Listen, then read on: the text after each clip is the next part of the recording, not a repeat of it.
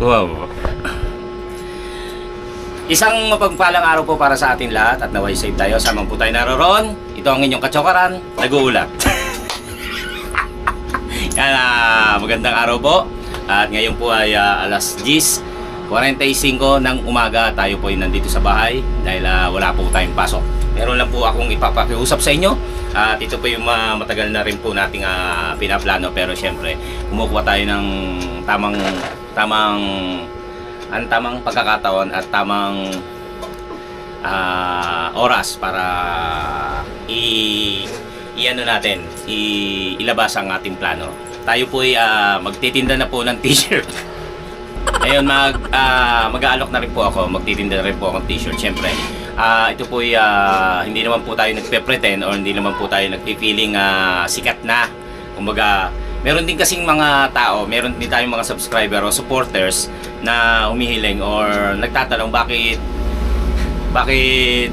hindi tayo nagtitinda ng t-shirt. Pwede naman tayo magtinda, gayahin daw natin si Idol, si Louie. Yan, Magising Kagrasa nga, 'di ba? Nag-alok na rin ng kanyang t-shirt. Sabi ko hindi naman basta-basta ganon, hindi naman kada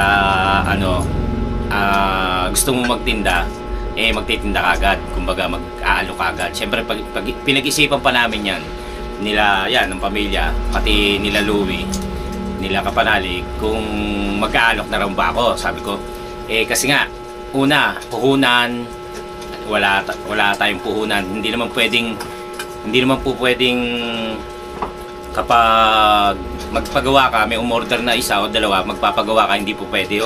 Meron po kasi minimum. So yun, may mga bagay na dapat isaalang-alang bago ako mag-alok. Matagal kong pinag-isipan yan. Tapos kung yung ano yung design ng t-shirt, kung maganda ba yung design, kung tama ba yung design.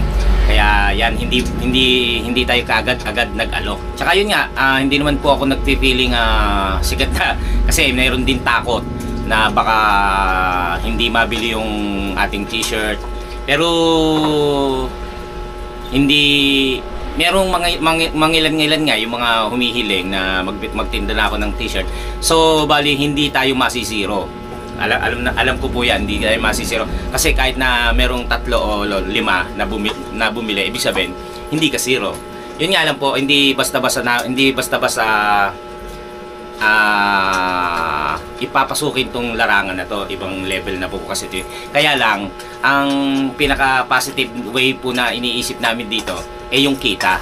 Hindi po tayo tatanggay basta kita ang usapan. Kumbaga, yung papasukin natin lahat basta kumita lang, kasi para sa pamilya yan, para dun siyempre sa future, kumbaga ganon. Basta malinis na paraan, papasukin po natin. Kaya ito nga po, isa po ito, yung pagbebenta po natin ng t-shirt na may pangalan po natin, papasukin po natin para kumita pa rin. Bukod sa pagbablog, makakapagpondo pa rin tayo at makapag-ipon na sa kikitain natin dito sa t-shirt. Unang-una po sa lahat, kagaya nga po ng nasabi ko, hindi po natin mapasok ito dahil kailangan natin ng pondo or ng puhunan. Kaya nagpapasalamat po ako sa nagpahiram po ng ating puhunan para lang po maituloy po natin itong binabalak po natin pagtitinda ng t-shirt. Kaya maraming salamat po sa nagpahiram po sa akin ng puhunan. Pero pangako ko naman po sa kanila na ibabalik po natin. Pero yung siyempre yung tutubuin, iipunin po natin. Actually, meron pong account si Madison, si ate.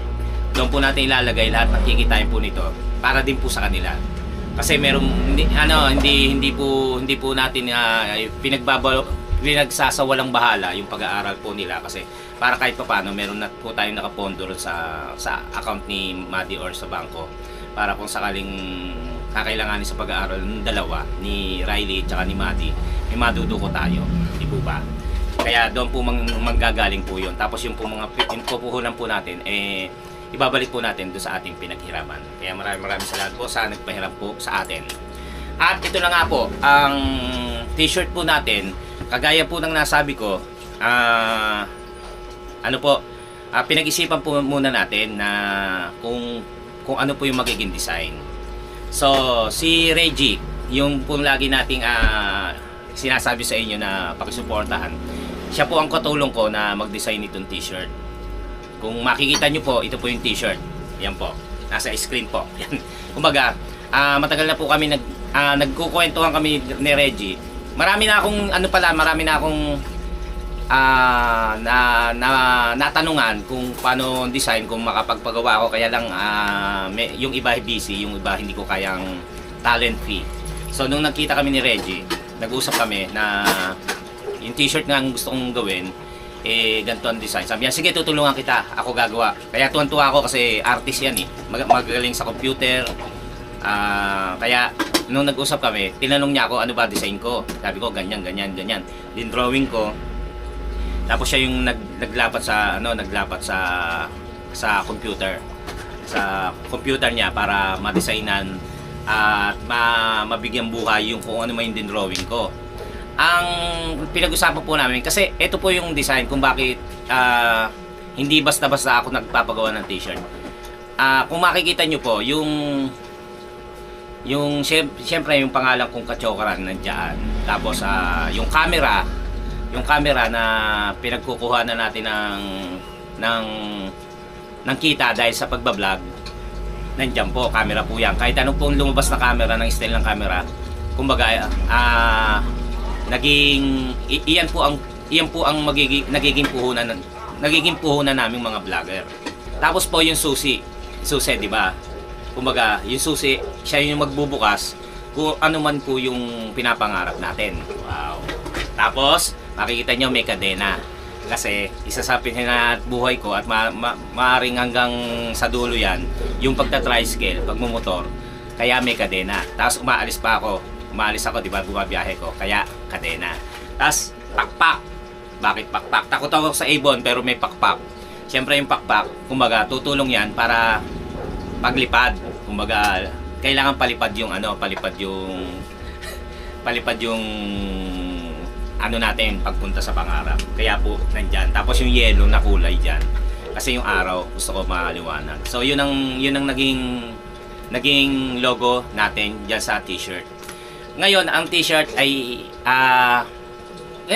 yung logo po niyan, yan po ay magiging lagi na nakalagay sa t-shirt natin. Kumbaga yung ano tawag dito?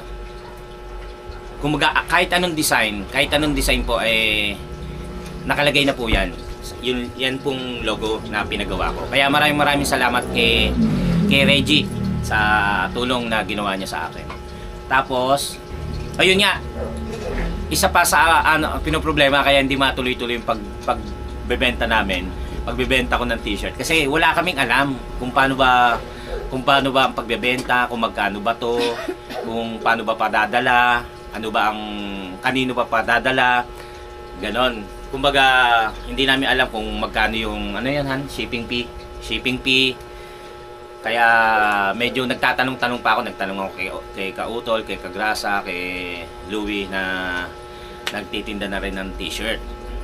Tapos yun nga, about sa presyo, tinanong ko po si Louie, sabi ko tama bang ang presyo ko ay yung presyo nyo ay maging presyo ko na rin. Mas maganda rin kasi kung parehas lang. Kasi yung pong pinagpapagawa namin ay iisa. Pinagpapagawa ni Idol Japper at ni Louie, ni Kautol, ni Kagrasa ay iisa. So yung quality ay ganun pa rin po. Tapos po hindi naman po kamurahan kasi siyempre namumuhunan din po yung pinagpapagawa natin. So papatungan lang po natin na magiging tubon po natin. Kaya ang presyo po ng t-shirt na bebenta ko ay parehas lang po kay Louie. So yon. Tapos po meron tayong ibang design. Ito po yung pangalawang design ko. Kumbaga ang ano po natin ay dalawa na kagad na design para may pagpilian po kayo. Ito po yung una. Pinatata ko lang po ito. Design or sa kulay? Pareho lang yung design. Design? Hindi. Iba yan. Kaibang design. Ito po yung pangalawang design. Ayan. Kachokaran. Pero yung makikita nyo sa gitna ay yung logong sinasabi ko. Yung nakita nyo po ngayon. Yan po. Ang black yan. Ito ang white.